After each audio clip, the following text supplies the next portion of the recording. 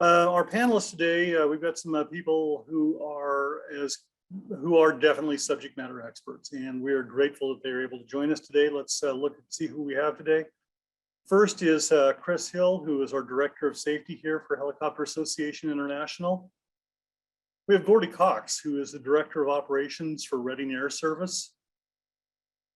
We have Scott McCready, who is Director of Corporate Business Development for Canada and US Government Affairs for Magellan Aerospace. And we have Robert Fierce, who is President of Utilities Aviation Specialists Inc. Our webinars are interactive. If you've not joined us before, we do encourage you to ask questions. Easiest, best way to do that is using the question module at the bottom of your computer screen, or possibly on the side if you're using a phone. I'm not sure how everybody's configured. We do prefer to use the question mode as opposed to the comment or chat mode. We try to pay more attention to the ones that come in on the questions. It just makes it easier for us to keep track of the questions we want to ask at the end. I will say that Bob Friest, who teaches wire strike classes, we'll probably have to leave a bit early. He's going to be our last presenter. They're experiencing a blizzard in his area, and we need to try to let him get home safely and his staff get home safely. So if you do have questions, please make sure that you get those in for Bob right away. Our webinars are being recorded. We will make the link available tomorrow, both on our website and on our YouTube page, Monday at the latest, depending on how the rendering goes. Please feel free to share this one far and wide. The information here is just much too important. Before we get into it, let's ask one more poll, because we kind of want to see what the expectations are. So we'll get everybody for just about a minute on this one. Are wire strikes inevitable, or are they preventable? Or are you going to flip a coin?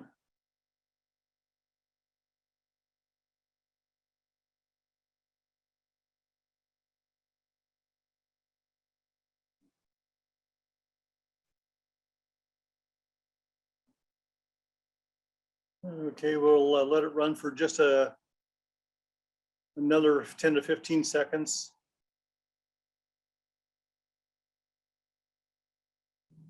Okay, let's go ahead and wrap things up. The poll, the results were 84% believe that these are fully preventable situations. 12% believe that they're a 50-50 chance, and 4 of you believe that it's inevitable. If you keep flying, you're probably going to hit a wire.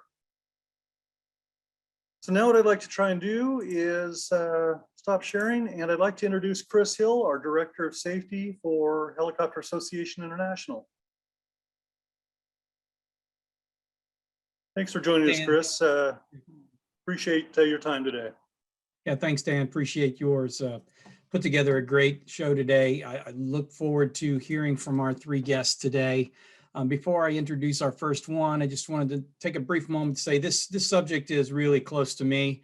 I had the unfortunate experience of striking wires back in late 80s, mid 80s. I can't remember the exact date, when I was flying in the Germany countryside in an AH-1 Cobra. And thankfully, that aircraft was equipped with a wire strike protection system made by one of the guests that you'll be hearing from today. So advanced thank you to him, and just a shout out for anybody who's contemplating the merits of one of those. I certainly can speak from personal experience that it did save my life despite efforts to prevent and avoid, which will be the focus of our primary subject during today's event. So what I'd like to do is I'll go ahead and bring Gordy, if you can come on and just briefly join me here.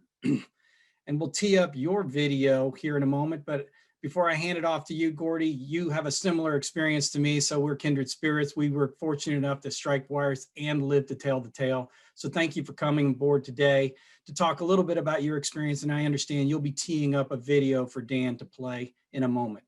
I'll go ahead and sign off now, and then once you're complete, you can go ahead and introduce our next guest. Thanks, Gordy. Okay, thanks, Chris. Yes, we are brothers, I guess. I did have a wire strike. It's about 3 years ago now. I did survive. We did put the aircraft down on the ground, and that prompted me being one of the primary instructors for Pacific Gas and Electric, PG&E, out here in California. I'm now their primary instructor. The video that I have is basically part of that class. So we do an 8-hour class, very similar. You'll hear about Bob's class here a little later on. It's very similar. Ours is obviously specific to PG&E, but this video is part of that class. I'll leave it alone. It explains my whole wire strike. And if Dan or Chris, if you can start the video, and I'd be happy to take questions later.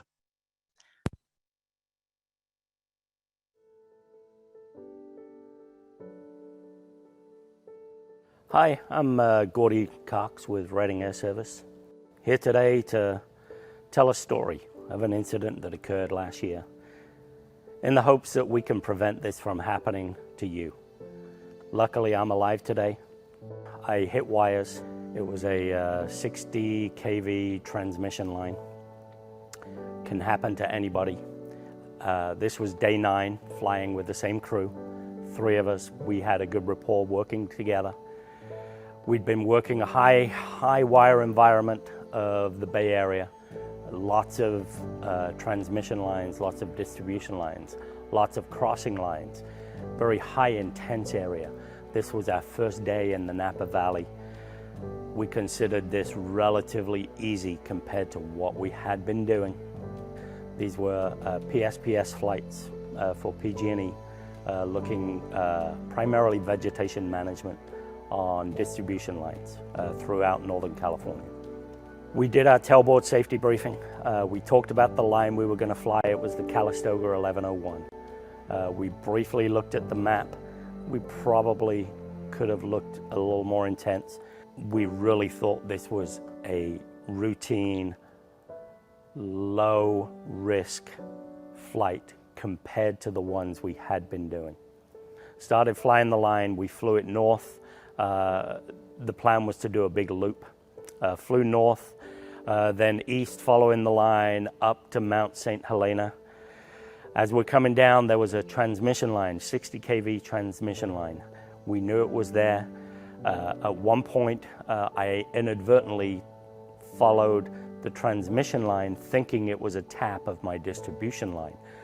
This transmission line was not your typical metal structures. It was wood poles buried in the trees, just like our distribution. Continued the line, following the distribution down the hill, got all the way to the valley floor. At some point, about 2/3, 3/4 of the way down the mountain, our transmission line had taken a turn south. We followed west into the valley floor. We're now just north of Calistoga, following our line. We took a tap to the east, up a small valley. The rapport between the 2 front seats was really good. The troubleman pointed out the dead end.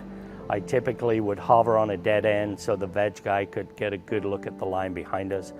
I had my eyes outside, identified the dead end, brought my eyes back inside, looked up, saw the wires, and went, oh, and then slow motion. In my mind, it was slow motion. Did not have enough time to take evasive action. The line was it appeared about 10 feet in front of me.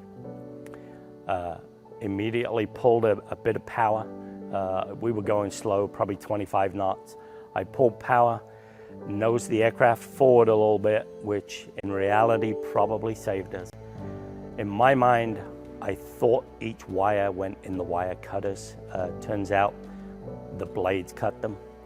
It was slow motion. I remember watching the line come in, separate, and I watched it drop out the right-hand door. Brought my eyes back out front, saw the next line, saw it cut and drop, saw the third line, cut and drop. Looked down at my right side, watched all 3 conductors hit the ground and smoke appear. At that point, the troubleman up front said, "What?" And I said, "We just hit wires." And he said, "What?" I said, "Look out your window." He looked out to the left, saw the 3 lines on the ground and the wire and the fire start. Then I looked inside at my gauges and thought, well, we're still flying, and couldn't believe it. All the gauges were normal. Did not feel any shudder, no sparks, nothing. If I had not have seen the lines, I would not have known that we hit them. Circled around, identified a spot to land, landed, shut down the aircraft. Luckily, I'm alive today.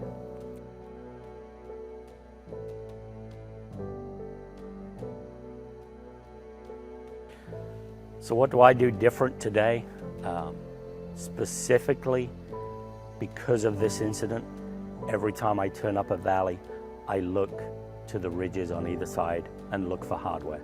I look for towers now. My incident, I lost situational awareness. We knew the wire was there.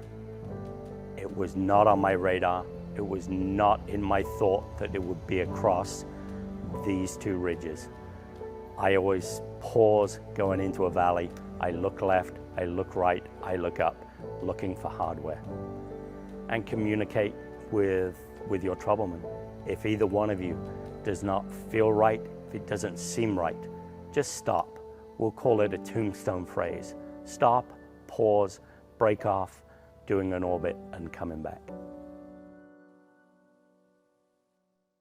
So there you have it. That's my story. And, you know, I've been doing this for a long time. This is what we do for a living, and it still happened to me. Basically, like the video said, lost situational awareness. If you maintain your situational awareness and you maintain your altitude above the wire environment, then wire strikes are preventable. I don't want to take away from Bob Fierce's presentation, but he'll tell you all about wire science, how to look for wires or how to look for the hardware, and how to maintain your situational awareness in general. And that's pretty much all I have. I'll leave questions for the end. I would like to introduce Scott McCready of Magellan, who is going to talk about wire strike protection systems. Thanks, Ordy. Wow, that's an awesome video. Getting lots of chats already on it. So I'm just going to share my screen here.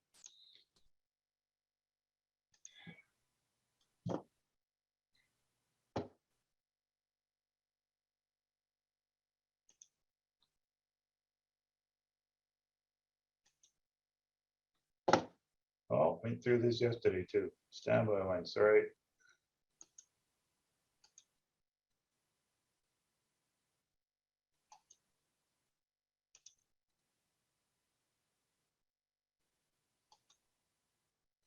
Just straight up from there, Scott. It's Yeah, I'm I know getting your it. cursor is hidden still. Yeah. Now a little bit to your right. Yeah, it's showing a mute. I got to get rid of this thing. Control. If you go just a little bit up from me, move the cursor straight up just a little, you'll be in the display settings. There we go. Sorry, guys. Hi. Okay, here we go. So, sorry for the delay. Here we go. Okay, everybody see that screen now? Hope so.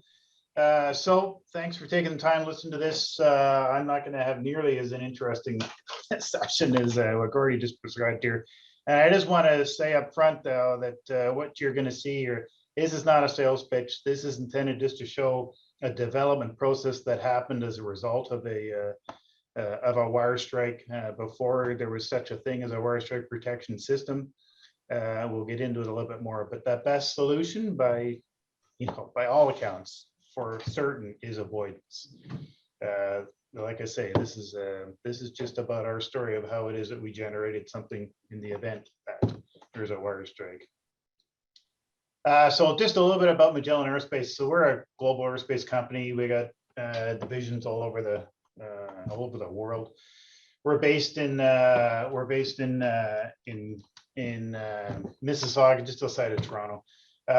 We build all sorts of various assemblies, structures, and engine components And we also have defense systems, and we do a lot of work in the space world as well, which is keeping us very busy these days.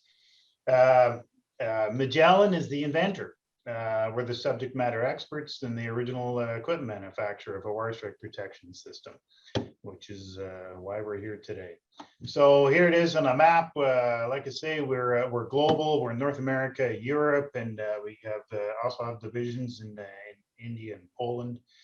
And we're about 3,400 people. Pre-pandemic, we're about north of 4,000. We're traded Toronto Stock Exchange. We do about $1 billion a year pre-pandemic. And just to put it on the map, this is kind of how we play here. And so aerospace, about 60% in structures, and over 20 in engines, and we have some specialty products and castings. So that's enough about that. What we're really here to talk about right now is the wire strike protection system. So it's passive. It's a passive system. It's mechanical. It's a mechanical system. It's strategically placed cutters and deflectors. The idea is to guide wires into our cutter, and it only provides a measure of protection. There's any number of scenarios that you could be talking about, but this is a measure of protection in the event that you do have an impact with the wire in a level flight going forward. A little bit about the history. So in 1976, the Canadian Forces had an operation happening in Italy. There was a wire strike. It's Kiowa. There was a wire strike. It was fatal. The pilot was killed. The passengers on board were severely injured. I actually know an individual who was on squadron at this. He provided access to these pictures, and what it really did was start off the Canadian forces into a development program. The concept you'll hear about this is that it is preventable. But in the event you hit, there needs to be some measure of protection. So we started off on a development program from the Department of National Defence of Canada, and through a process of research, test, and analysis that really comprised of a number of activities.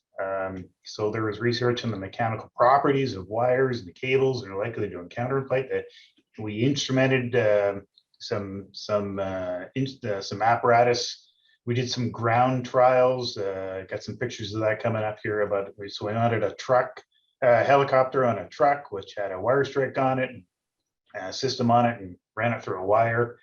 So it was instrumented. We get data from that, and we did some full-scale pendulum tests at NASA to do an impact dynamic test of the system incorporated in a helicopter. So we got all these measurements as well as the collecting information about wires and tension data and the information we got from the test. And that was all about doing the analysis of all the data and coming up with something that was a model. That was a tool in order to develop wire strike systems and adapting them to various helicopters.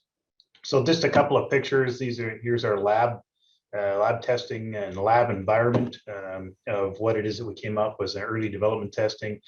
Here's a picture of the truck going through, or with the helicopter on board. You can see the wire strike protection system there, and there's a guide that takes it up into the cutter. I'd love to know the individual who drove this truck, but there is footage of this. There's actually some footage of this, and you can see it being taken right there.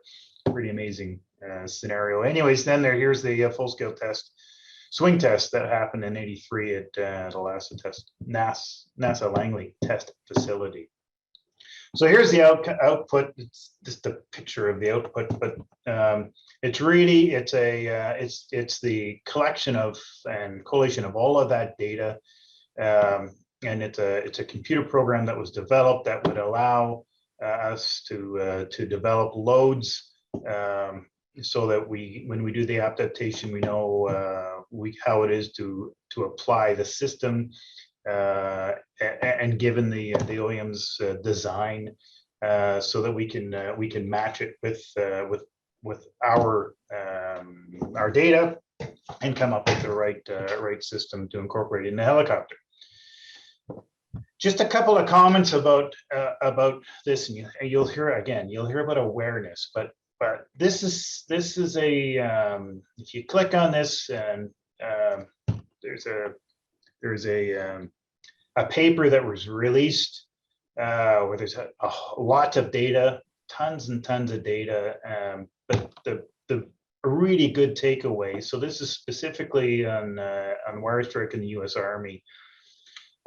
They made a claim in here, and I'm not here to say whether it was right or wrong, but the U.S. Army stated that in 1992 they had all of their U.S. Army helicopters equipped with wire strike protection system.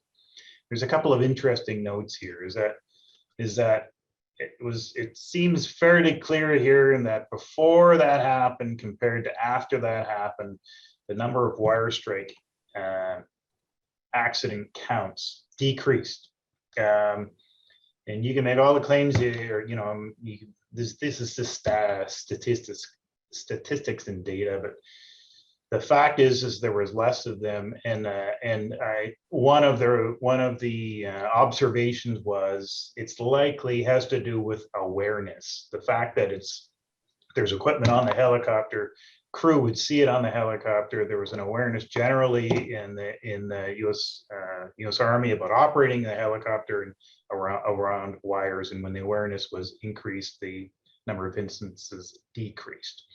Last thing I'd just point out here is that after that happened as well, this event, fatalities went to near zero. That's pretty compelling evidence that it's the right thing to be doing. So again, a little bit about the product management. It happens out of Magellan Aerospace in our Winnipeg facility. It's Winnipeg, Manitoba. And speaking of blizzard, we're lined up to get a blizzard tonight as well. So what comprises management of the system? Well, it's engineering, development, civil air regulation authorities, regulatory compliance, production, logistics support, and customer service. There's other Magellan divisions that support manufacturing as well, and then who we doing all of this for? Well, it's customer base that includes OEMs, governments, and operators. So where we're at right now, we got 75 different kits that have been developed. It's used on about 120 different helicopters. There's more than 30,000 of these things that have been sold around the world. Doesn't include spares and replacements, but it is fairly popular, and you can see the number of from the diagram, the number of helicopters that are on there as well. Just a couple final thoughts. It's attained our system, the wire strike protection system, has attained universal acceptance for helicopters operating around the world. We're pretty proud of that. As the inventor of the system, we're always interested in hearing firsthand, as Chris has already alluded to, that it's great to get the feedback. What could have been a tragic situation turns out okay, but it's great to hear feedback. If you have any feedback in this regard, we'd love to hear you. Please reach out either directly or via our website. On our website is there's an email address in there as well. You can get a hold of us. It's included here as well.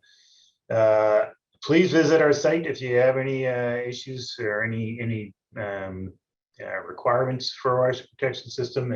Find a distributor or get the supporting data. It can be found there as well. But and by the way, we'll be at Heli Expo. You can see our booth there, 10-560. Drop by, schedule a meeting. Drop by, just love to talk to you. That's it. I will leave questions to the end as well. It's over to Bob for his show, and I'll stop sharing.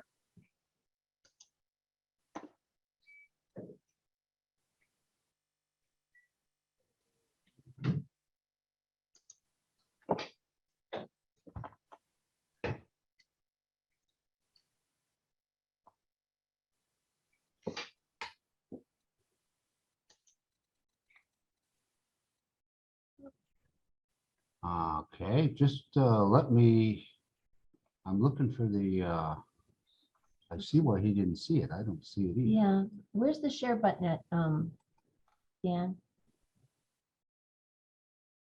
Can you see this, Dan? I can see your picture, Bob. What you should do is just hover your mouse over the screen, and then your share screen button should show up at the bottom. Okay, it does not. Let me close this down. There's share screen, okay. Now let's go to PowerPoint. Now can you see us, Dan? It's looks like it's starting to pick up. There we go. Got it. Are Then we, go are full we good screen. here? Then go full screen, Where's the full screen? that right there, Right here. okay. Nope, there's that, there you go, All right. okay. I think we've got it, don't we? Well, good afternoon, all. Bob Fierst is my name, and I work for Utilities Aviation Specialists. And I'm assuming some of you have been through this training before, because at last count that we made, we've had over 150,000 crew members through this course. We first started teaching this course in 1987 at the HAI.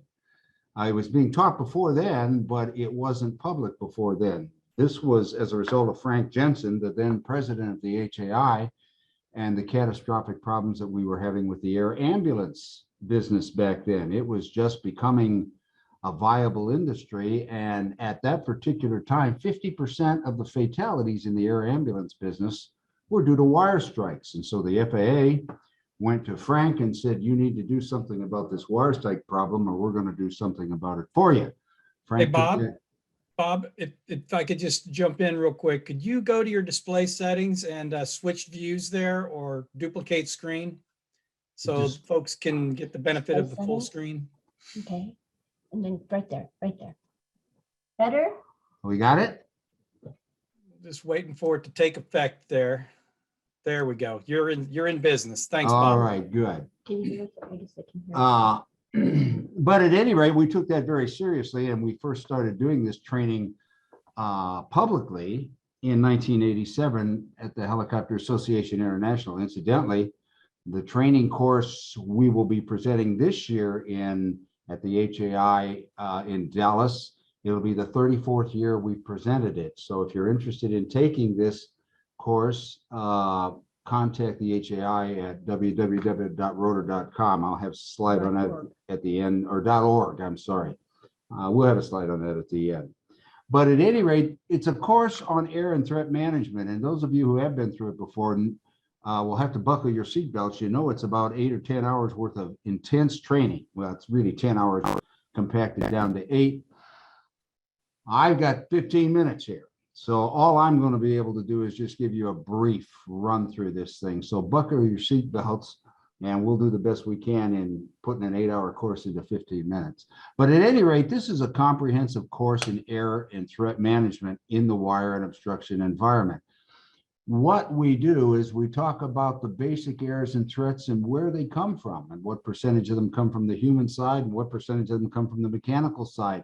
And here you see a brief listing of all these. You might have noticed that the inexperience is highlighted here.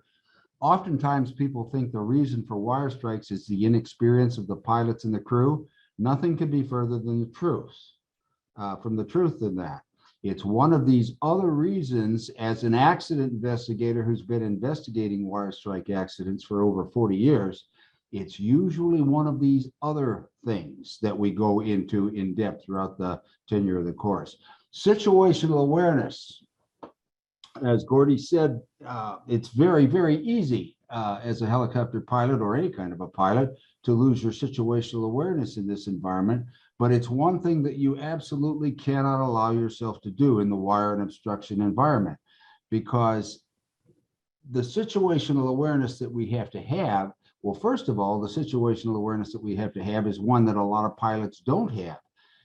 It requires a full working knowledge of the wire and obstruction environment. Now, that doesn't mean you have to be an electrical engineer, but you have to understand what the enemy looks like. And those are things that we don't learn about traditionally in the mainstream aviation education process. We're taught about weather and IFR and IMC and all these other things, but we get very, very little training on the wire environment. If we get any at all, it's usually whatever you do, don't run into wires. For God's sakes, there's wires everywhere out there. Don't hit any wires. And that's our wire strike avoidance training. So we have to really, really ramp that up a lot if you're going to get to the point to where you're safe in this environment. We have a series of basic awarenesses throughout the course. And these are awarenesses that you have to have as a minimum in order to stay safe in this environment. And you have to have these awarenesses present all the time in your mind when you're in that environment. It's not something that you read once, throw the manual in the baggage compartment, you can forget about it. These awarenesses have to be with you all the time. If you can keep these awarenesses, and there are probably close to 20 of them throughout the course, if you can keep these awarenesses active all the time that you're actually in the air and flying, then the wire environment is no more dangerous than any other environment you operate in. Really, I can say that as an accident investigator, having been one in wire strike accidents for 40 years. This can be a very safe environment to fly in if you keep these basic awarenesses where they need to be, and that's at the forefront of your mind. One of the first and primary ones is this one. Wires are by far the major threat that you're going to face as a low-level flight crew, and keeping track of all that wire. And by the way, this isn't just the pilot's responsibility. This is every crew member on board the aircraft's responsibility. We'll get into that in a minute. But keeping track of all the wire in your area of operation is the most important job you have, low level. When we talk about some of the statistics, and keep in mind, I've already been through about an hour and a half of the course. That's how we have to speed this up for expediency here. But when you look at the average age, we kept track of this a while ago. The average age of pilots who attend our course, or not the age, but the average flight hours, was 7,000 hours. It's not rookies who attend this course most of the time. It's really experienced people. But if you look at the wire strikes, the biggest piece of the pie here are pilots who have between 5,000 and 10,000 hours. It's not a rookie mistake. It's not a mistake that we can generally attribute to inexperience or to being just not having enough experience in the environment. One of the big areas that we have to go into before we get into reading hardware and those kinds of things is what does a crew have to look like in the wire and obstruction environment? That's a very, very important distinction, and we teach a version of CRM that is called low-level CRM. And the big difference between that and airline CRM is you have to remember airlines operate in a predominantly safe environment. I'll say that again. Airlines operate in a safe environment. It is one of the safest modes of transportation on the planet today. They have all sorts of engineering systems and oversights. We don't have that at all. We operate in an inherently dangerous environment if we don't know what we're doing. And getting home safely at the end of the day rests squarely on the shoulders of the crew on board that aircraft. And please notice that I emphasize the crew. This is a crew responsibility where you have a crew on board. It's not just the pilot's job. The pilot is certainly one member of the crew and a very important one, but wire strike avoidance is a crew responsibility. There are three critical elements of effective communication in low-level CRM. And that is what you say in that cockpit is highly critical. When you say it is also critical, and how you say it is even more critical. And we really drive this home to really make sure that the crew members on board the aircraft understand that what, when, and how they say things is extremely important, simply because we don't have the time to investigate and to talk about things that you have at flight level 390 at 39,000 feet. We don't have that. All right. We spend a lot of time on discussing code reds. It's one of the things that the Air Florida Flight 90 flight taught us back in 1982. You may remember that crash. And that is code reds are essentially a spontaneous verbalization or a realization that something doesn't look right, something doesn't make sense, something doesn't sound right. And we need to be able to communicate those things instantly without hesitation to the pilot and command on board the aircraft. We talk a lot about keeping each other in condition yellow. There are 4 conditions of awareness. And condition yellow is the one that we have to be in all the time when they're in this environment. And condition yellow is essentially a condition where you're looking for trouble. It's amazing. I don't mean in a bad way, in an arrogant way or anything like that. But if you're looking for things to go wrong, it's amazing how little escapes your gaze, how little escapes your notice. And so we talk a lot about that. That brings us to system dynamics. This was a chart we made in 1987 at the HAI. It shows the wire environment and its dynamics. When you get down below over flat terrain, this one particular one is, you're in the worst part of the wire environment. It's the most congested. We go into that. You have to know where the wire environment is. It's over different terrains. It's over flat terrain, non-flat terrain, and it's a different place in both of those, near guide structures. And then we get into reading hardware. You may have remembered Gordy mentioning about reading hardware. That's a skill that we taught Pacific Gas and Electric back when we used to do all their training for them just a few years ago before they took it on in-house. But reading hardware is the glass and other elements, and we just have time to talk about one here, that tell you where the wire is. Now that's terribly important because here is a Pacific Gas and Electric crew doing a flume inspection. Notice here that you can see the wire very clearly because of the light angle, and you can see the hardware, the insulator supporting it. But over here, the line has bent 10 degrees and it has completely disappeared. There's no indication that there's wire in here at all. But this hardware tells you for sure that it is there. So that's why we're talking about reading hardware as opposed to looking for wire. We talk about the fatal assumptions. You don't ever assume the pilot is seeing the same thing you are. That has killed, as an accident investigator, I have seen more people killed by assuming that than any other cause of a wire strike accident where you have a crew on board, assuming the pilot sees it. Another fatal assumption. Pilots are notorious for this. We're terrible about this. Assuming you'll be able to see the wire in time to avoid it when you're flying down low level. If all you have going for you low level is your eyes, you're in trouble because it isn't near enough. You need other skills. We talk a lot about visibility science, and that's understanding what you can and can't see and why. Scanning is just one example that we go into. We have to scan very differently in the wire environment than you do at altitude. For example, this X here represents where an air ambulance may be landing to transfer a patient, okay? Now, airlines will scan usually 5 degrees from port to starboard or starboard to port, and depending on what seat you're in. We don't do that. We have to scan, and we move our eyes to a difference in background. That may be 60 degrees. Notice here we're landing. Let's scan to the left, and let me show you what I mean. Now, notice how we're moving our eyes to the left, same background. What doesn't happen, we don't see the wire until we get to a different background. Notice here that we have scanned over in one movement of our head. We've gone 45 degrees before the wire shows up. That's why we have to scan very differently in the wire environment than you do anywhere else. We talk about the optical illusions down low level. Wire produces, particularly stranded wire, produces tremendous optical illusions that will fool you as to where the wire is. We have a situation called wire blind, where because of the way your eyes strike the strands on the wire, it can make the wire look much further away than it is or much closer than it is. When we train, for example, the course we do for the construction pilots and the construction crews, a lot of us in this industry have to operate below wire in all sorts of different configurations.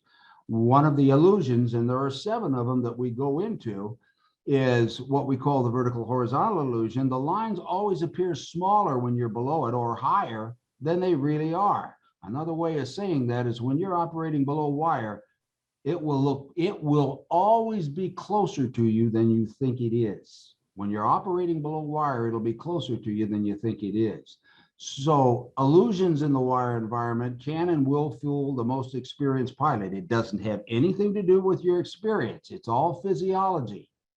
And never judge your distance from the wire by the wire itself. It will lie to you about where it is and how far away. So what does visibility science teach us about surviving it? Keeping track of all that wire in your environment is more of a mental exercise than a visual. It's more about what you know about the environment than what you can see. Your eyes will fail you on multiple occasions, and we go into all of that. We talk about conductor dangers. They're constantly moving. Everybody thinks they're in one place all the time. They're constantly moving for all kinds of reasons. The most deadly wire is what we call the static line or the earth line, depending on what country you're viewing us from here.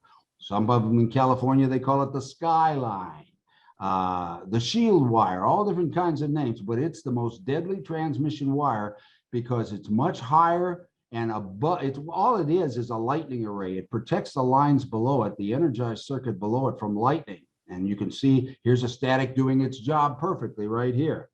And the static line is much smaller, it's sagged much tighter, and it's usually invisible until the very last minute because it's a different alloy and it's smaller. We also talk about some of the non-electric systems that get us into trouble, like trams. Trams exist all over the United States. I have personally seen trams, not as many on the West Coast, but in the Appalachians and the Berkshires and the Catskills, places on the East Coast. There are mining trams that are still up that were put up in the late 1800s. And of course, they've been abandoned for years, but they're still up and a formidable obstacle for us in helicopters. We talk about how to do a high wire recon, and that really, there's a lot to it, but all I can afford is a couple slides here. A complete orbital reconnaissance is the key to spotting wire. You have to do the orbit because even under the worst situations, even under the worst visual conditions, if you do a complete 360-degree orbit, you're going to see the wire. You'll light the wire up twice on the orbit, once at the angle of incidence and once at the angle of reflection. The next thing we talk about are other things that get us into trouble, like latticework structures. Even though they are immense in size, their individual components oftentimes aren't a whole lot bigger than some of the wire that we've seen as invisible out there. Here's a good example. We're flying along here in very good visibility day, maybe a light haze, and before you know it, you're into a latticework structure. They can disappear right before your very eyes because it is very easy to look through a latticework structure. Well, that's the best I can do in 15 minutes, gang. I would like to remind you that we're doing the Flying in the Wire and Obstruction course at Heli Expo this year in Dallas, parts 1 and 2. That's the initial course. It's a 2-day course, and that would be on March 6th to the 7th. And if you're interested in that, contact the HAI directly at www.rotor.org. I hope I have that org right, and you guys can correct us when I'm through here if it's not. Also, for more information regarding the wire strike avoidance course, don't miss watching our video. If you'll go to our website, which is helicoptersafety.com, and click on the link to Surviving the Wire Environment, there's a 25-minute, almost a 30-minute video there that has more information about surviving the wire environment. Very professionally done. We did it, I did it with a number of other companies about 15 years, no, not that, maybe 10 years ago. And the guys who produced it were the same guys who do 60 Minutes. So it's a very well done video, and we welcome you to watch that as well. And we do have an online course that includes everything that we talked about in the full 8-hour course. That was a result of the COVID virus and all of our clients begging us to produce an online course. And so we spent most of the winter last winter producing it, and we released it just this summer. There's been well over 1,000 people through it so far, and then we've got rave reviews on it.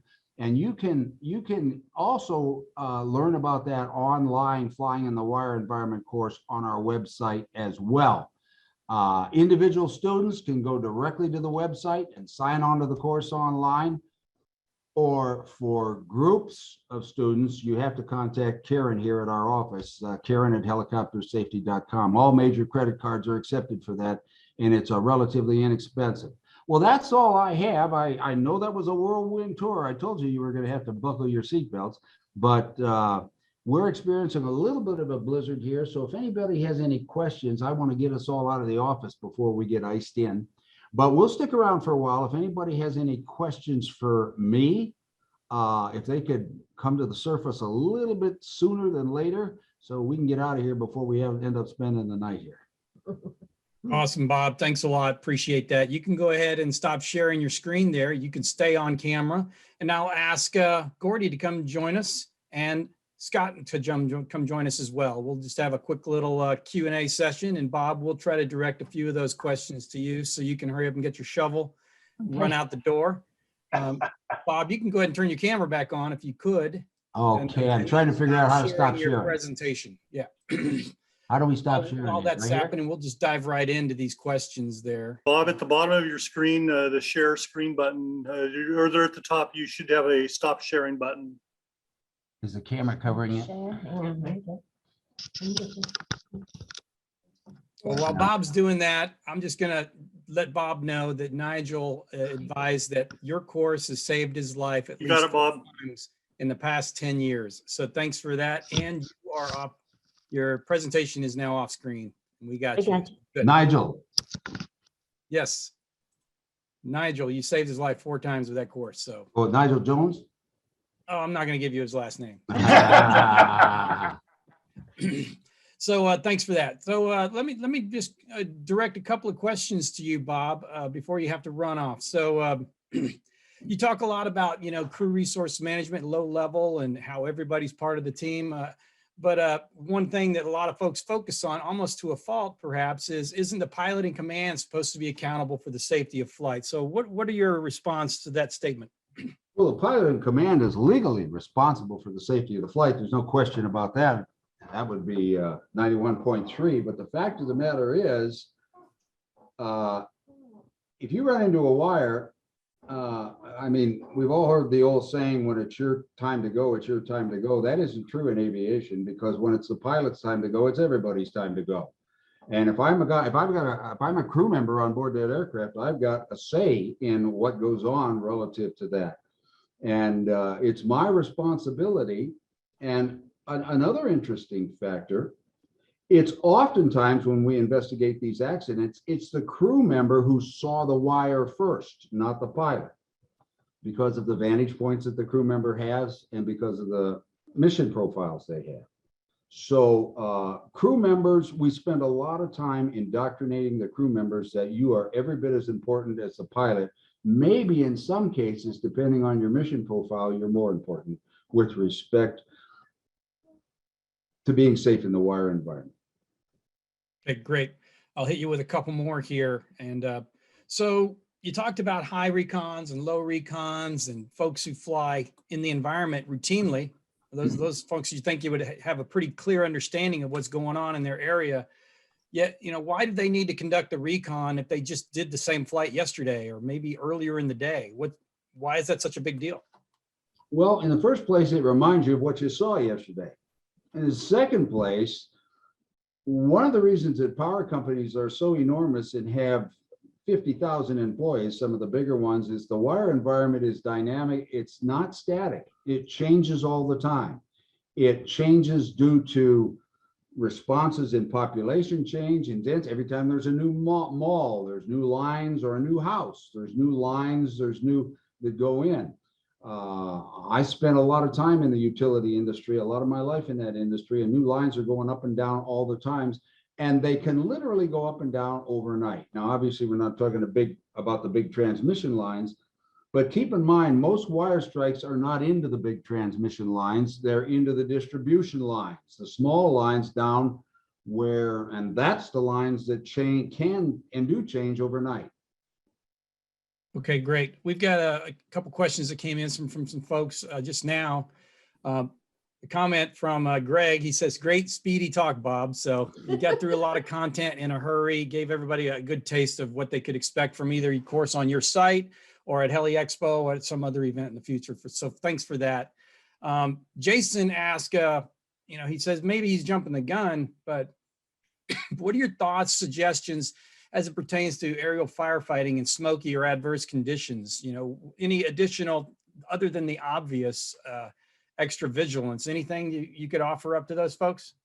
Well, smoke there again is pretty close to IMC weather. I mean, it has a very debilitating effect on your ability to see wire. And we've had a number of wire strikes that I've been familiar with. We train firefighters. That's probably our second biggest group that we train are the airborne firefighters, CAL FIRE, outfits like that. And yeah, extra, I mean, not to sound like I'm not answering the question, there's not much you can do that I'm aware of with respect to smoke. It's going to inhibit your ability to see wire. There's no question about that, as it will inhibit your ability to see other things. Wire has a low spectral profile, and it's very difficult to see under ideal conditions, let alone smoky conditions. All right, great. I'm going to get you two more questions, I think. Does that Take work your time. for you? Okay, so not sure if you can answer this because every aircraft's different, but perhaps is there anything you talk about in your course if somebody is approaching wires and they're in that critical position? Is there a particular maneuver that you would recommend over another maneuver? Anything that you say, watch out, don't do? Anything in that area that you would advise pilots asking that kind of question? There used to be, there's a couple of ways, a couple of things that I would say about that. First of all, if you see wire, you probably are not aware of which wires you're seeing. For example, if you are on a transmission or a distribution line, if you're looking out in front of you, the first lines, the first wires you are likely to see will be the conductors. Now, those are the big, heavy wires. They're much larger in diameter. They sag more, and they carry the current. Those will be usually the first you'll see because they are bigger and they have a higher spectral profile. I've seen a number of accidents where pilots were hurt or killed because they saw those and they immediately pulled back on the cyclic, and a climb, which aerodynamically is probably the best thing you can do, is an immediate climb right there. But they pulled right up to avoid the conductors, and they pulled up into the static, which is that little invisible line that I told you, and that's what brought them down. So you have to be very, very careful of that. I've seen numerous accidents where that has happened. I've had some aerodynamic people that I've talked to in depth about this in the past. They say if you do hit a wire, if you can control the aircraft, maintain a constant, avoid any abrupt maneuvers, and obviously get it to the ground as soon as you possibly can. Other than that, there just isn't a whole lot of information that we can give you with respect to what do you do after you hit the wire. If you have control of the aircraft, get it on the ground as soon as you can. And I think that would be common sense to any of us who are rotorcraft pilots. Yeah, I could add one more thing to that there, Bob. In my past wire strike experience, we struck wires, and then right below us was a marshy swamp area. So we elected to extend our landing beyond that area, so we weren't going to have that as a added complication. So just be aware of your surroundings and do logical common sense if you're fortunate enough to still have a flying aircraft. The other thing that you have to remember is when you hit an electric line, it almost always will produce a fire unless it falls in a swamp or a watery place. So if you have busted up your aircraft and you've got a fuel bladder leaking, you have to be very, very aware that you could have more than just aircraft damage. You could have fire, you could have an explosion imminent because wires produce fire. That's great. Well, that certainly probably falls into the category of red. So for a parting question for you before you have to run, you talked a little bit about red category, yellow, green. Of all the red slides that you presented in your presentation, what one do you want people to remember the most as you sign off and have to head off to take care of your business? You know what? I think that, and I'm speaking now, I'm putting on my accident investigator's hat. I've been investigating these accidents for over 40 years. All wire strikes. I don't do anything other than wire strikes. And I think the most important thing of all the red slides, the one that I had up that says, don't ever, ever assume the pilot sees it. If we would control and engineer out that hesitation to speak up because we assume that the pilot sees it, I can't tell you how many accidents would have prevented. Now, I know this, of course, by people who I've been able to interview who survived an accident. I don't have any idea how true that would be with when there were no survivors, but a very common thread is, I assume, why didn't you say something to the pilot? I assumed he saw it. I thought he saw it. I can't tell you how many times I've heard that. And the antidote to that is to engineer out that hesitation that we have to speak up right away the instant we think something is wrong. And the key there is when you speak up, you know, our mind tends to kind of say, well, what if I'm wrong? And, you know, everybody's going to think I'm trying. Listen, speaking up right away, the idea there is not for you to be right. The idea is to get everybody looking at it. You may be wrong, but we want to get everybody looking at it right away. So even when you think you see something wrong, you spit it out right away and get everybody looking at it, because it's not your job to be right. It's your job to get everybody looking at it. That would be my answer to that. Well, thank you very much for that, Bob. A great presentation. Lots of good feedback from folks listening in, praising this event here. You know, you taking the time here, and obviously we're very grateful to have you here, but more so to have you available at Heli Expo to give that 2-day course. For those who routinely take that course, they all swear by it. And for those of you who have not, maybe you're in a different line of work where that's not required, strongly consider giving that a look when you go onto the site. We'll make sure that information is available to you to go to that site and investigate those classes. And Bob, we're gonna cut you loose here after you have any closing thoughts, so you can go take care and start shoveling some snow. Any final thoughts from you? Yeah, let me just say that Gordy said it very well. These wire strikes are preventable. In the 40 years I've been doing this, they're 100%. I've never yet seen a case that I've investigated where I would have to come out and say that was inevitable, that was unavoidable.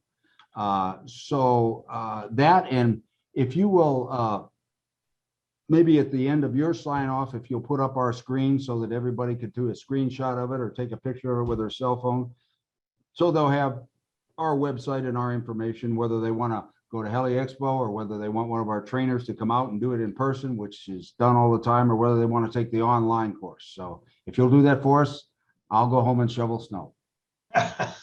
Awesome. Thanks for that, Bob. Take care. We'll let you go ahead and go. And then I'll thank you, Gordy and Scott, for sticking around here and listening in. I'm sure I saw Gordy squirming during a couple of those responses there. I think he wanted to add a little extra information based on your personal experiences. So thanks for that, Bob. All right. God bless. Bye-bye.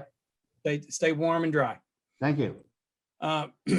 So Scott, I wanted to go to you first because it looks like we've got a pretty good distribution of operators and engineers in our listening crowd. So as we come up to the top of the hour, we certainly are aware that some of you tuned in with the full expectation this would just be an hour-long webinar. We respect that and appreciate your need to move along, but hopefully you can stick around and listen, because there's lots of great personal experience that we're going to get from Gordy here and lots of good technical information that Scott's going to be able to share with us. So thanks for that. So Scott, going to you right away.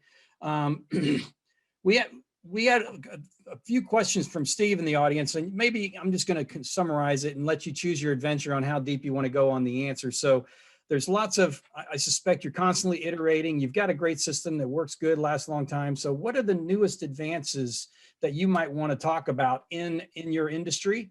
And particularly as it relates to maybe cockpit alerting, and then also for the smaller aircraft types that are out there? What's anything exciting you'd like to share? Because that does represent the higher population of folks out there flying today. Sure. Well, I'll start with something that isn't kind of within our turf, if you will, the cockpit alerting.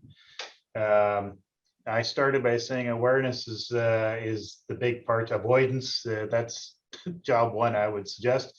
So not really our turf. We kind of pay attention to it. But my only comment on that, and it relates to our, my background on being in other business, the sensory, concepts that are available these days, and the electronics that are available these days, to be able to do those types of things, huge advancements in that.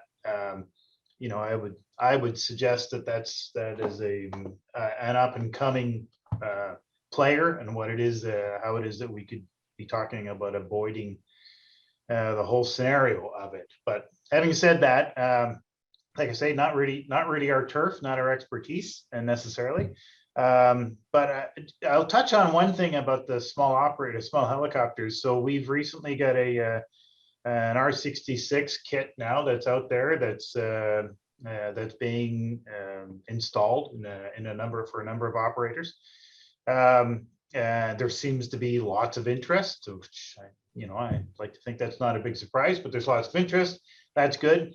We're kind of where we're heading in terms of the smaller helicopters is we thought we'd get our arms around R66. We use that as the sweet spot. So there's a concept of the size of a helicopter and being able to adapt a system to a lighter weight helicopter is challenging. And so we've done it for R66. We're going to look at R44. We kind of had a preliminary look at it. That we'll see as the best I can say for that one. But it becomes more and more challenging as the equipment gets smaller. So it's of great interest. There's a lot of people who are interested in it, largely because there's more of them. I guess that would be an obvious one. Okay, thanks, Scott. And for those realize we're beyond the top of the hour, we had planned on sticking around for about 15 minutes overtime. If that works for you guys, that work? All right, I'm Gordy, good to stay. Yeah, I'm good to stay.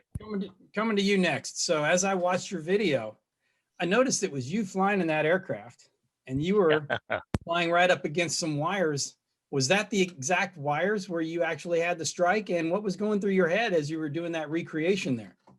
Yep, that was the exact wires, and that was a fun day. So get the phone call from PG&E, and it's yeah, Gordy, you hit those wires, but can you come out and just fly next to them? We want to make a video. And I'm like, not a problem. That's not stressful whatsoever. Let's go do it. So yeah, we went out. The guy sitting next to me is Donnie. He has retired now. He was not sitting with me during the wire strike, but shout out to Donnie. He was the first one to come sit next to me and go fly again, because it was in reality it was our lack of situational awareness as to why we hit them. But does that make me a bad pilot? Not really. And Donnie was the first to come sit next to me. Just real quick, that video was produced by PG&E. It is their property. We had permission for USHST, and we drew that video from their website in order to play it today. But hopefully and we're working on getting permission for that video to get a lot more publicity.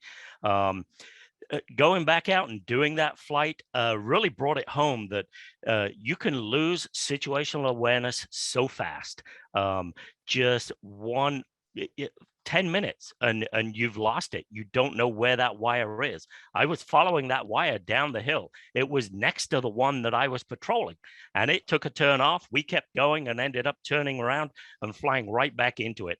So it can happen to anyone. And one of the things, Bob mentioned about the amount of hours, and not bragging, because hours is the worst example of how to determine a pilot's capability.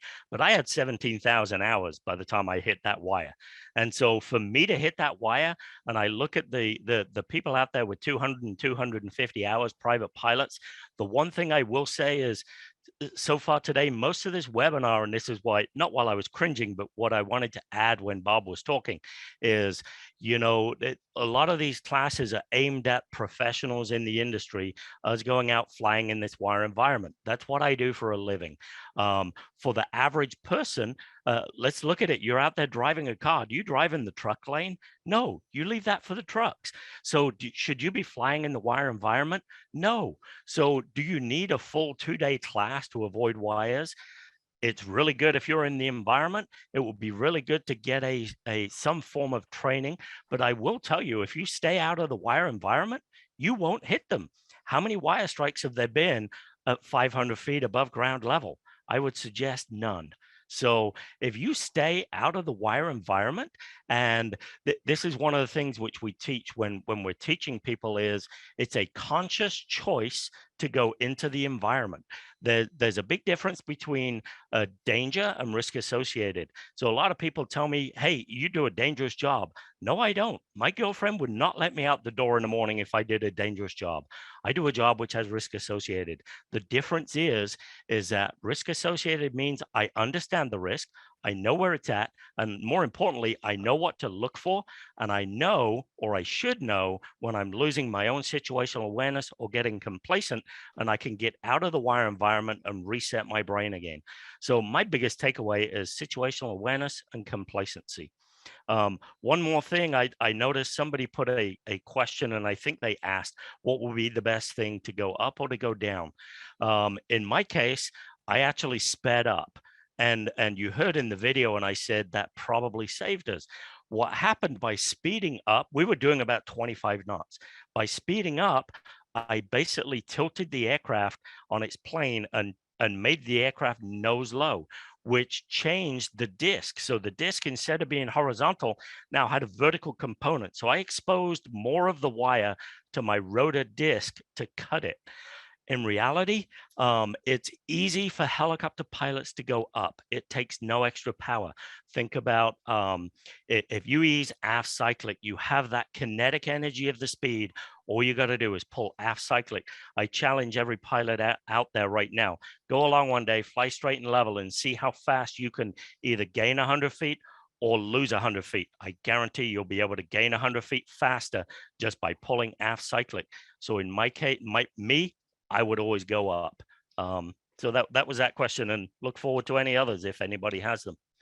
All right, thanks for that. So we touched into the technical world there, Scott. So I'm sure a lot of your testing took a look at angles, speeds, sizes of wires. It's hard to predict, you know, as you're getting ready to strike a wire, whether you should go up or down, turn left or right, and certainly not rely on your rotor blades to be your first line of defense to cut wires, because truth be told, Gordy, I don't think I would want to give that advice to anybody. Yeah. You know, that is one thing I'd make sure people take away is like, oh, Gordy said, use your rotor blades to cut the wires. So Scott, what are your thoughts on just the general testing environment, and what sort of information can you equip folks with listening here today on some of these types of discussions? Sure. So the measure of protection, you know, kind of like the way we like to frame it is, it's about level flight, straight and level flight. It's you know, it's about hitting the wire at you know, perpendicular. You know, we talk about the maximum angle of impact, those types of things. You know, the more perpendicular it is, the better it is. In terms of diameters, yeah, I saw in the Q&A there was talk about 3/8 inch steel. That was something that was used in development, but you know, we got records up to 1.25 inches, but I don't know if that's aluminum or steel or not. But so you know, it's a never-ending environment. But the video that the videos that we try and research the stuff, we pay attention, you know, the wire strikes, so we can do things like this. And the ones that I find that just make me you know, makes my stomach cringe is the hover.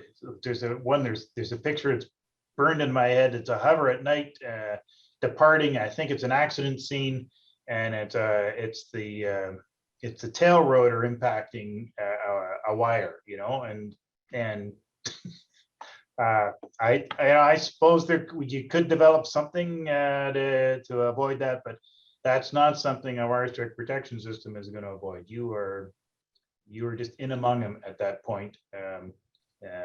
I can't imagine the measure of protection that you would have to develop to avoid that. Tough one, really tough. Yeah. Yeah, you know, it's funny in movies, they always show the tail rotor being almost indestructible. It can destroy everything except the helicopter. In reality, it's the opposite, right? You don't want to nick anything with that. Well, I appreciate that. So as far as you encourage folks to contact your website and share their stories, particularly survival stories or wire strike events, do you keep track of those? And how many wire strike events have you been able to log from people who've been able to share that? Is that something you can share with us? Good grief. So I don't have the number off my top of my head, but we used to keep we used to scour things, and just anecdotally, I have heard, now I haven't seen it firsthand, but I've heard of wire strikes, inadvertent wire strikes, but they didn't know they actually had a wire strike until they landed. There's a strip that's actually put on the cutter. It's like a phenolic strip that's on there, and it was missing. And then they started looking closer at the helicopter, and sure enough, you could see other evidence that they had actually hit a wire. So I don't know how often that happens, but I can, we're fairly certain that there's a lot of these things that don't get reported. The good news is there wasn't anything to report necessarily, but we don't get it. But we used to. I don't have that information at my fingertips, Chris, but it's something we could probably develop and get out there on our website. I'm fairly certain it isn't on our website, but we could do that and we could get it into HAI and folks like that. Yeah, I definitely want to encourage folks who have had that experience, if they're willing to share that, to get on your website and share that information. I'd love for our readers, our listeners, our members to access that information as well, to reinforce how important that is. So Gordy, you had a wire strike protector that actually struck something other than a wire one time, correct? Yeah, we were talking about this yesterday. So yes, and maybe you can pull up the picture, but this was back in 1997. I was flying for Contra Costa County Sheriff Department, Bell 407 over, we call it Gunpoint. It's actually Bay Point, the old West Pittsburgh in the San Francisco Bay Area. Felt like we'd been shot at. We were overseen with guns drawn. Flew all the way back to the airport, did set up for a running landing. It was at night, 1 o'clock in the morning. Went in, everything was fine, couldn't find anything wrong with the aircraft. We're looking underneath for bullet holes, all on the belly of the aircraft.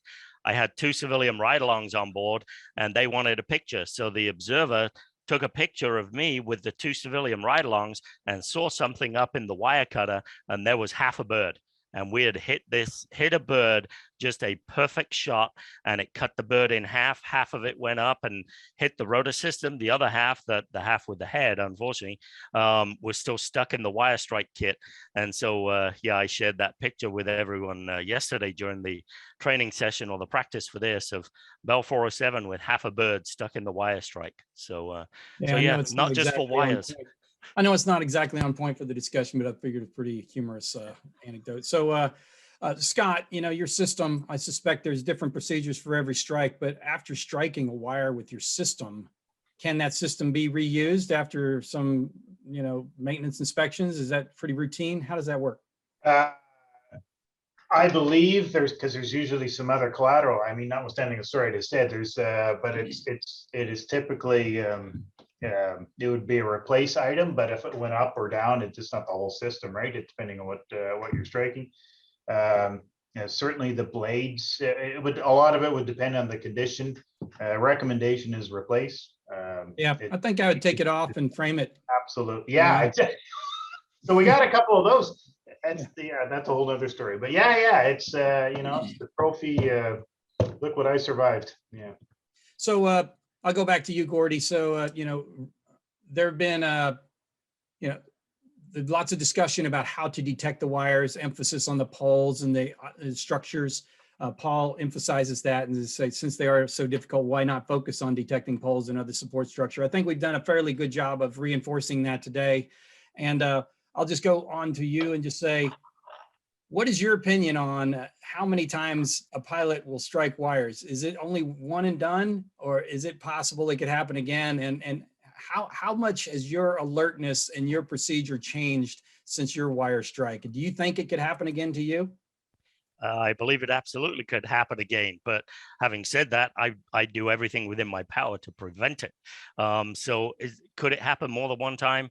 Yes. Am I a bit more aware of it? What I'm more aware of is the complacency. That complacency set in, and so that's more my awareness now.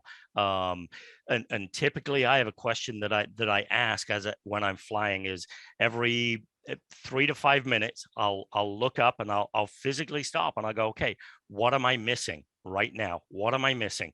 And that's my clue to get me back into my situational awareness. I literally had this just 2 weekends ago. I was ferrying an aircraft down to Southern California, and took my 5-minute break and said, what am I missing? And zoomed in on my flight and realized that I was about to bust airspace for Lemoore Naval Air Station. And because I'd been zoomed out so far, hadn't even noticed it being there, and was able to, make the radio call. So that's my biggest thing. And the biggest takeaway for anyone out there is maintain your situational awareness and your complacency, because it will set in so fast. The example I use when I'm teaching is, how many times are you sitting at home and you're watching TV, and next thing, her indoors nudges you and says, are you awake? And your eyes are awake and your ears are open, but you're just not there. And that's the complacency that will kill you when you're flying. Some of the stuff we do is extremely routine, just going back and forth. And so my takeaways are, stay out of the wire environment unless you need to be down there. And if you do go down there, make it a conscious decision to go there first and get your mind right. And then if you're out of the wire environment, hopefully you won't hit wires. And secondly, maintain your situational awareness. Every 5 minutes, just ask yourself, what am I missing? And just do it. It's kind of like doing an instrument scan. So that's my takeaway. That's how I am going to prevent myself from hitting wires again. And typically when we're in the wire environment now, we do 5 minutes and we come out. So we'll go down, do 5 minutes worth, then come back up and just do an orbit at 300 feet and just take restock, give our eyes a little break, give a hand a break, take a look at the next section of wire that we're going to be flying from 300 feet or 500 or whatever, and take another look at the iPad, and then go back down again into the environment. That's how I'm going to stay safe and hopefully not hit wires in the future. Great takeaway, Gordy. Thanks for that. Scott, what can you leave our audience with? If they only remember one thing from your presentation today, what's the most critical element you'd like to leave them with? Avoid, aware. All right. Happy to decide that, but just don't make use of them. I will echo both of your thoughts and reiterate, those who operate in the wire environment routinely, just because you're an expert at operating in that environment, the en route segments, the going out there to getting back, just because you know the environment doesn't mean you need to live in that environment the entire way.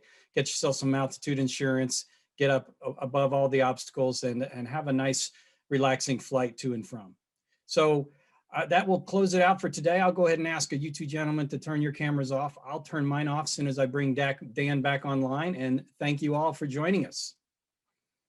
All right. Thanks, Chris. Please allow me to add my gratitude there to Scott and Gordy, and of course to Bob and Chris for that matter, for all of you sharing your knowledge and experience. I think it makes more of a, I hate to say impact, but I think it makes people understand the concept better when they get this firsthand experience. I'm grateful to everybody for sharing. Speaking of sharing, let me bring my screen up here. There we go. We have some webinars coming up soon. Hey, Bob Freeze did ask if we could remind people to maybe use the video to go back and get the web address for his courses. I'll just go with that.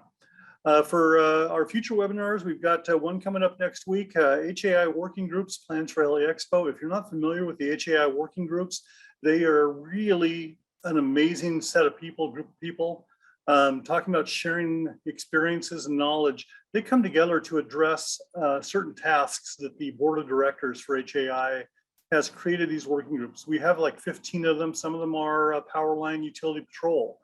Some are air medical. So there's a couple different, 15 different committees. We're going to have everybody on next week, the chairs of these committees, who will talk about their annual meeting that they'll hold at Heli Expo. They will explain what they're going to discuss, and we'll also talk about how you can take part in these working groups if you're interested in volunteering your time and your knowledge and experience. March 3rd, we will not have a webinar. That's the week before Heli Expo. I do want to talk about something a little bit special. On March 4th and 5th, we will be live streaming the fly-in for Heli Expo on social media channels. Follow HAI's Facebook page and other channels. And we'll just kind of leave this on all day long. We're going to have helicopters landing every, say, 20 to 30 minutes. If you're going to have lunch or dinner or something like that, and you're curious about what aircraft are going to be coming onto the show floor, hey, it's something to watch. Beats playing cards on the computer. March 10th, same thing. It's Heli Expo. That's the last day of the show. We will not hold a webinar. On March 17th, actually, I think that's going to be kind of interesting for this group. It's a low altitude route infrastructure, and it's going to be focusing a little bit on advanced air mobility, but the concepts remain steady for people who fly helicopters too, because, hey, you guys have been doing advanced air mobility for 70, 80 years. You guys know the space.